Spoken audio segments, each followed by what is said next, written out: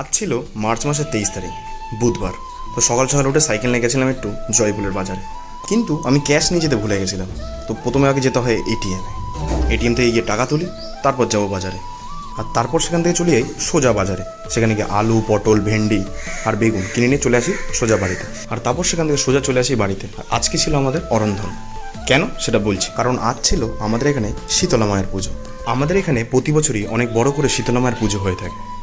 আশেপাশের এলাকা থেকে এছাড়াও অনেক দূর দূর থেকে দর্শনার্থীরা এই দিনকারে মায়ের দর্শনের জন্য এখানে এসে থাকেন। প্রত্যেকে এখানে আসেন, ডালা প্রদান করেন, দর্শন করেন, পুজো দেন।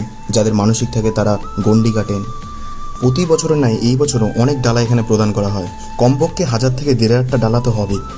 আর সেই দিন প্রচুর গরম পড়ে, তাই জন্য প্রথমে আমি আর নাড়ু মিলে চলে যাই সুজয় মামাকে ডাকতে। আর তারপর গিয়ে দেখি সুজয় মামা সেলুনে বসে ফেস ওয়াশ করাচ্ছিল। তো আমরা পাশে দাঁড়িয়ে অপেক্ষা করতে থাকি। আর এটা হলো সুদীপ, তোমরা আশা করি অনেকেই চেনো।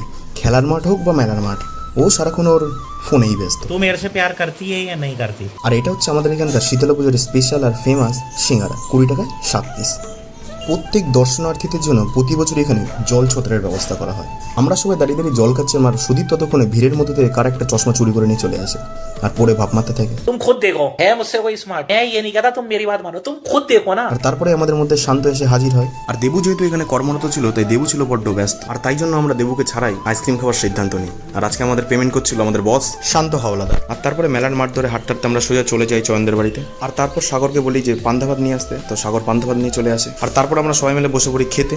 তো আমরা খাচ্ছিলাম পান্তা ভাত, আর শান্ত যেহেতু কাছ থেকে আসছিল, ওর কাছে ব্যাগে ছিল টিফিন, তো আমরা সেটাও খাওয়া শুরু করে দিই। তো আজকের ভিডিওটা এইটুকুই। ভিডিওটা যদি ভালো লাগে অবশ্যই লাইক করে দাও, আর চ্যানেলে নতুন হলে চ্যানেলটা অবশ্যই সাবস্ক্রাইব করো।